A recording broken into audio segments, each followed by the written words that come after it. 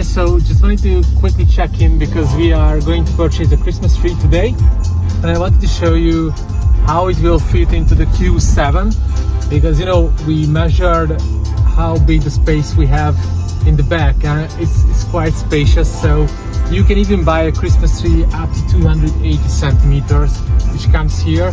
Obviously you just need to make sure that you cover these spaces well, so you will not scratch the surface here, but that's absolutely great. Let me show you how it will fit. Hopefully we can find a nice tree, and you will see how you can utilize the Q7 for everyday usage like this one.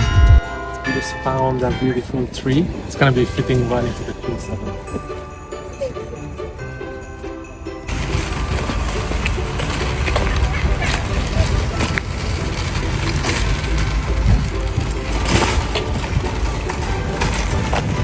Arriving. Let's take a look.